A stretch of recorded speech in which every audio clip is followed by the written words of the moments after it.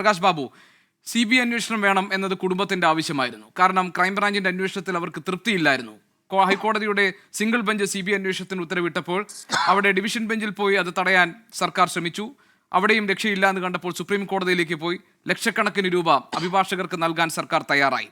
അതിനൊക്കെ ഈ കേസിൽ കൂടുതൽ പ്രതികളുണ്ടായതിനും CBI അന്വേഷണം തടയാൻ വേണ്ടി കോടികൾ മുടക്കി ഉന്നത കോടതികളെ സമീപിച്ചതിനും ശ്രീ അനിൽകുമാർ ഇവിടെ പറഞ്ഞൊരു ന്യായം, CBIയെ ഞങ്ങൾ തള്ളി പറഞ്ഞിട്ടുണ്ട്. കാരണം CBI രാഷ്ട്രീയ ലക്ഷ്യത്തോടുകൂടി പ്രവർത്തിക്കുന്ന ഒരു ഏജൻസിയാണ്. അതുകൊണ്ട് പ്രതികളെ മുഴുവൻ CPMകാരാക്കി ഇതൊരു രാഷ്ട്രീയ കൊലപാതകമായി CPM തലയിൽ അടിച്ചേൽപ്പിക്കാൻ വേണ്ടിയുള്ള വരവായിരിക്കും CBIയുടേതെന്ന് അറിഞ്ഞാണ് അത്തരം രാഷ്ട്രീയ നീക്കങ്ങൾ നടത്തിയതെന്നാണ്. എന്താണ് താങ്കൾക്ക് പറയാനുള്ളത് BJP പ്രതിനിധി എന്ന നിലയിൽ? ഗോപികൃഷ്ണ, CBI വന്നിട്ട് എന്തായി എന്നുള്ള ആ ചോദ്യത്തിന്റെ ഒരു കൃത്യമായിട്ടുള്ളൊരു ഉത്തരം നിങ്ങൾക്ക് എന്തായാലും ഞാൻ തരും. അതിനു മുമ്പ് ഒന്ന് രണ്ട് കാര്യം ഈ വിഷയത്തിൽ. നമുക്കറിയാം, നമ്മൾ കണ്ണൂർ ജില്ലയും അല്ലെങ്കിൽ കേരളത്തിൽ ഒരുപാട് ഇത്തരത്തിലുള്ള രാഷ്ട്രീയ കൊലപാതകങ്ങൾ ചർച്ച ചെയ്തിട്ടുണ്ട്. പക്ഷെ ഗോപികൃഷ്ണ, നമുക്ക് ഇതിൽ നിന്നെല്ലാം കേരളത്തിന്റെ പൊതുസമൂഹത്തിന് ബോധ്യമായിട്ടുള്ള ഒരു കാര്യം, CPIഎമ്മിന് മലബാറിൽ ഈ കൊലപാതകം ആസൂത്രണം ചെയ്യാനും കൊല നടത്താനും കേസ് അട്ടിമറിക്കാനും തെളിവ് നശിപ്പിക്കാനും വേണമെങ്കിൽ ആർക്കെങ്കിലും വേണ്ടി ജയിലിൽ പോകാനുമുള്ള സംഘങ്ങൾ ഉണ്ടായിരുന്നു എന്ന് നമുക്ക് ബോധ്യമായിരുന്നു. പക്ഷേ ഏത് സാഹചര്യത്തിലും ഏത് തരംതാണ രീതിയിലും കൊലപാതകത്തെ ന്യായീകരിക്കാനും ഇങ്ങനെ ഒരു സംഘം CPIഎമ്മിനുണ്ട് എന്നുള്ളത് ഇന്നത്തെ ചർച്ചയിൽ ഇവിടെ ബോധ്യമായിരിക്കുന്നു. നോക്കൂ ഗോപികൃഷ്ണ, കേരളത്തിന്റെ ഖജനാവിലെ പണം എടുത്തുകൊണ്ട് ഒരുപറ്റം ക്രിമിനലുകളെ സംരക്ഷിക്കാൻ CPIഎമ്മിന്റെ നേതൃത്വവും പിണറായി വിജയനും നടത്തിയിട്ടുള്ള പരിശ്രമങ്ങൾക്ക് CBI മുഖത്തു കൊടുത്ത അടിയല്ലേ ഇന്നത്തെ കേസിലെ വിധി? ക്രൈംബ്രാഞ്ചിന്റെ അന്വേഷണം കൊണ്ട് ഏത് നേതാക്കളിയാ സമീപകാലത്ത് കേരളത്തിൽ പിടിച്ചിട്ടുള്ളത്? പ്രത്യേകിച്ച് CPMന് നേരെ അന്വേഷണം വരുമ്പോൾ ഒരു കാര്യം കൂടി ഈ ഘട്ടത്തിൽ സൂചിപ്പിക്കാനുള്ളത്, എനിക്ക് വളരെ ദുഃഖം തോന്നിയിട്ടുള്ളത്, ഈ കാസർഗോഡിലുള്ള ചില കോൺഗ്രസിന്റെ നേതാക്കൾ തന്നെ കഴിഞ്ഞ ദിവസവും മിനിയാന്നും ഈ കൊലപാതകികളോടൊപ്പം വേദി പങ്കിടുന്ന ഒരു കാഴ്ച. ഇതൊക്കെ കാണുമ്പോൾ ഞാൻ ആലോചിച്ചു പോവാ, ഈ കണ്ണൂർ ജില്ലയിലെ മൻസൂർ വധക്കേസ്, ഷുഹൈബ് വധക്കേസ്, ഇതിലൊന്നും എന്തുകൊണ്ട് അവർക്ക് നീതി കിട്ടിയിട്ടില്ല എന്നുള്ളത് ഈ ഇന്ത്യ സഖ്യത്തിലെ കോൺഗ്രസും CPIഎമ്മിന്റെ ഈ ബന്ധം ഇവിടെ ആഴത്തിൽ പരിശോധിക്കേണ്ട ഒരു കാര്യമാണ്. ഇനി ഗോപികൃഷ്ണ, താങ്കൾ ചോദിച്ച ഒരു ചോദ്യം നോക്കൂ, നിങ്ങൾ എത്ര ആവേശത്തിലാ അനിൽകുമാർ ചോദിക്കുന്നത്. കേരളത്തിൽ CBI വന്നിട്ട് എന്തുണ്ടായി? ഒന്ന് ഗോപികൃഷ്ണൻ ഇത് പൊതുവായിട്ട്, കാരണം താങ്കളോടായിരുന്നു ആ ചോദ്യം ചോദിച്ചത്, അതിന്റെ ഉത്തരം ഞാൻ പറയാം. ഒരു 5 കേസ് മാത്രം എടുത്തിട്ട് കേരളത്തിൽ CBI വന്നപ്പോ ഈ പാർട്ടിയുടെ മുഖത്തടിച്ചതിന്റെ കഥ ഞാൻ പറയാം. നോക്കൂ, നിങ്ങൾ ഈ 2006 ഒരു പെരുന്നാളിന്റെ തലേ ദിവസം ഒരു NDFന്റെ നേതാവിനെ കൊലപ്പെടുത്തി ആ രക്തം അതിൽ മുക്കി അതൊരു RSS നേതാവിന്റെ പുരയിടത്തിലേക്ക് കൊണ്ടുവച്ചു. അങ്ങനെ ക്രൈംബ്രാഞ്ച് അന്വേഷിച്ചു. ക്രൈംബ്രാഞ്ച് അന്വേഷിച്ചപ്പോൾ ഏതൊക്കെയോ ആളെയൊക്കെ പിടികൂടി. അവസാനം ഈ പറയുന്ന NDFന്റെ നേതാവ് ഫസലിന്റെ ഭാര്യ പറഞ്ഞു, ഇത് ഇവരല്ല ചെയ്തത്, അന്വേഷണം CBI വരണം. എന്താ ഗോപികൃഷ്ണ അതിന്റെ റിസൾട്ട്? അന്ന് ഈ ഫസലിന്റെ മൃതശരീരവുമായി തലശ്ശേരിയിലൂടെ കോടിയേരിയിലേക്ക് വരുന്ന വഴിയിൽ ആംബുലൻസിന്റെ മുന്നിൽ നിന്ന് ട്രാഫിക് നിയന്ത്രിച്ച കാരായി രാജനും കാരായി ചന്ദ്രശേഖരനും പ്രതിയായി 1. രണ്ടാമത്തത് ഈ പയ്യോളി കോഴിക്കോട് ജില്ലയിലെ മനോജ് വധക്കേസിൽ ഇന്ന് പ്രതിയായിരിക്കുന്ന ഒരു ഏരിയ കമ്മിറ്റി സെക്രട്ടറിന്റെ അനിൽകുമാറെ, ചന്തു മാസ്റ്റർ എന്ന അദ്ദേഹത്തിന്റെ പേര്, ഒരു ലോക്കൽ കമ്മിറ്റി സെക്രട്ടറിന്റെ രാധാകൃഷ്ണൻ എന്ന അദ്ദേഹത്തിന്റെ പേര്. എങ്ങനെയാ പ്രതിയെന്നറിയോ?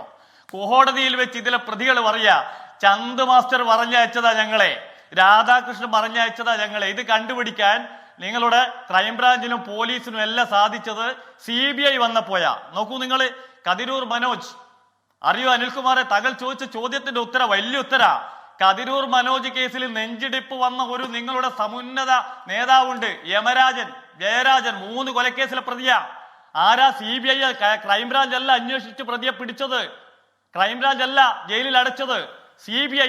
ഒരൊറ്റ കാര്യം കൂടി അല്ല ഗോപികൃഷ്ണ, അതേപോലെ തന്നെയാണ് അരിയിൽ ശുക്കൂർ, ഒരു ജീവിതത്തിന്റെ എട്ടും പൊട്ടും അറിയാത്തൊരു ചെറുപ്പക്കാരൻ ഒരു വയലിൽ വിചാരണ നടത്തി കഴുത്തറുത്ത് കൊന്നിട്ട് ആ കേസില് ഈ പ്രതിയായിരിക്കുന്നത് പയ്യന്നൂരിലെ ഏരിയ കമ്മിറ്റിയുടെ സെക്രട്ടറി മധുസൂദനൻ മാസ്റ്ററും അതേപോലെ തന്നെ പാട്യത്തുള്ള ലോക്കൽ സെക്രട്ടറി ചാല പ്രകാശനും അനിലെ. എങ്ങനെ വന്നെന്നറിയോ?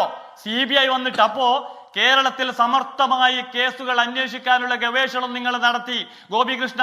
ബഹുമാനപ്പെട്ട കേരളത്തിന്റെ ഹൈക്കോടതിയും തലശ്ശേരിയിലുള്ള ജില്ലാ കോടതിയും പന്ന്യന്നൂർ ചന്ദ്രൻ വധക്കേസിലും KT ജയകൃഷ്ണൻ മാസ്റ്ററിലും എഴുതിയ വിധിന്യായത്തിൽ പറഞ്ഞു, കേസ് അന്വേഷണം അട്ടിമറിക്കാനുള്ള ഗവേഷണം നടത്തി ഈ ഉദ്യോഗസ്ഥർക്കെതിരെ നടപടിയെടുക്കാൻ കേരളത്തിന്റെ ചീഫ് സെക്രട്ടറിക്ക് ജഡ്ജ്മെന്റിന്റെ കോപ്പി അയച്ചിട്ട് പോലും ഈ രണ്ട് മുന്നണികളും ഭരിക്കുന്ന കാലത്ത് ഒരു നടപടി എടുത്തിട്ടില്ല.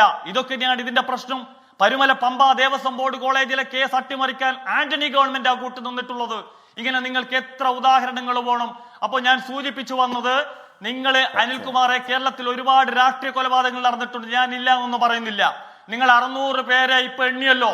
ആ 600 പേരിൽ തലശ്ശേരിക്കടുത്ത മെരുവമ്പായിക്കടുത്തുള്ള ഏകദേശം ഒരു കുന്നോത്ത് പറമ്പെന്ന് പറയുന്ന സ്ഥലത്ത് അളകാപുരി കള്ളിഷാപ്പിൽ മരിച്ച കുഞ്ഞിരാമനും തലശ്ശേരി കൊടുവള്ളി ആശുപത്രിക്കടുത്ത് ലഹരി മാഫിയ സംഘർഷത്തിൽ മരിച്ചവരും കല്ലിക്കണ്ടിയിൽ ബോംബ് കെട്ടുമ്പോൾ മരിച്ചവരും ഒക്കെ നിങ്ങളെ പറഞ്ഞ ലിസ്റ്റിലുണ്ട് അനിൽകുമാർ. അപ്പോൾ ഞാൻ പറഞ്ഞു വരുന്നത്, കണ്ണൂരിൽ എല്ലാ പാർട്ടികളും തമ്മിൽ സംഘർഷങ്ങൾ ഉണ്ടായിട്ടുണ്ട്. പക്ഷേ നിങ്ങളുടെ കൊലക്കത്തിക്ക് ഇരയാകാത്തവർ കണ്ണൂരിലും കാസർഗോഡും മിണ്ടാപ്രാണികൾ പോലുമില്ല.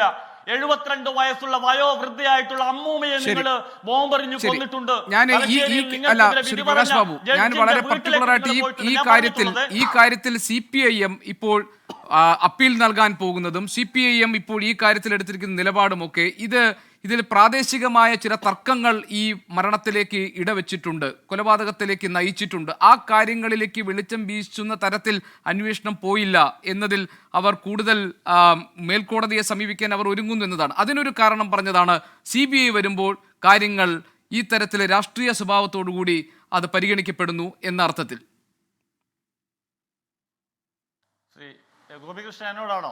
അതെ അതെ അതെ അതെ ഞാനൊന്ന് CR-ലേക്ക് കൂടി പോകണം. താങ്കൾ വേഗം ചെറിയ മറുപടി പറഞ്ഞു. അല്ല ഗോപികൃഷ്ണ, ഈ പറഞ്ഞ നമുക്ക് എല്ലാവർക്കും അറിയാം, CPIM-ന്റെ ഒരു സെക്രട്ടേറിയറ്റ് അംഗം ഈ സ്ഥലത്ത് വന്നിട്ട് പ്രസംഗിച്ച് നമുക്കറിയാലോ, തെങ്ങിൻ പൂക്കുല പോലെ തലച്ചോറ് ചിന്തി ചിതറുന്നൊക്കെ പറഞ്ഞ് പ്രസംഗിച്ചതൊക്കെ തെളിവ് നശിപ്പിച്ച ഒരു അന്വേഷണം നടന്നിടത്താണ് കേരളത്തിലെ ഭരണകൂടം, അതായത് ആഭ്യന്തര വകുപ്പ്.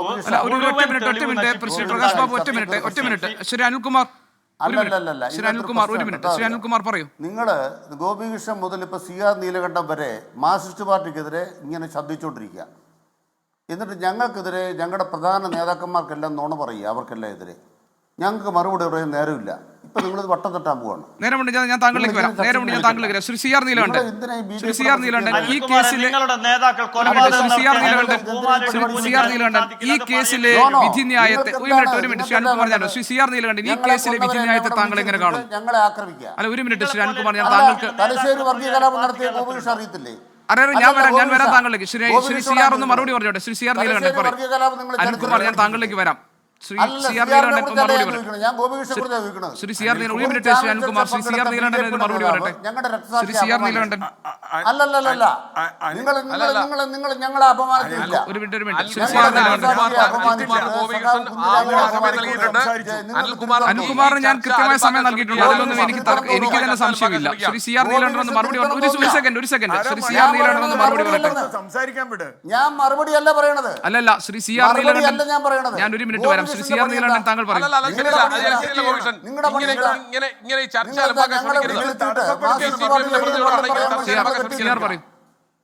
അല്ലല്ല, ഗോപികൃഷ്ണോടെ ചോദിക്കണം. നിങ്ങളുടെ പണി എന്താ? എന്റെ പണിയൊക്കെ എനിക്ക് നന്നായിട്ട് അറിയാം ശ്രീ അനിൽകുമാർ, താങ്കൾ പറഞ്ഞു തരേണ്ട കാര്യമില്ല. ശ്രീ CR നീലകണ്ഠൻ പറയും. സഖാവ് കുഞ്ഞിരാമനെ അപമാനിച്ചിട്ട് നിങ്ങൾക്ക് ഉണ്ടാട്ടെ. ഞാൻ പറയുന്നത് അങ്ങേക്ക് ഇഷ്ടമില്ലെങ്കിൽ ശ്രീ അനിൽകുമാർ ഒരു കാര്യം, ഞാൻ താങ്കൾക്ക് ശ്രീ അനിൽകുമാർ, ഞാൻ താങ്കൾക്ക് ഈ ചർച്ചയിൽ താങ്കളുടെ ഭാഗം പറയാനുള്ള സമയം അനുവദിച്ചിട്ടുണ്ട്. ഇപ്പോൾ ഉന്നയിക്കപ്പെട്ടിട്ടുള്ള ആരോപണങ്ങൾക്ക് മറുപടി പറയാനുള്ള അവസരം ഞാൻ താങ്കൾക്ക് തരും. ഈ കാര്യം ഞാൻ വ്യക്തമാക്കിയിട്ടുണ്ട്. അതിനിടയിൽ താങ്കൾ ഇടപെട്ടുകൊണ്ട് ഈ ചർച്ചയെ വഴിതെറ്റിക്കാൻ ദയവായി താങ്കൾ ശ്രമിക്കരുത് ശ്രീ അനിൽകുമാർ. എന്റെ ഒരു അപേക്ഷയാണ്, അഭ്യർത്ഥനയാണ്.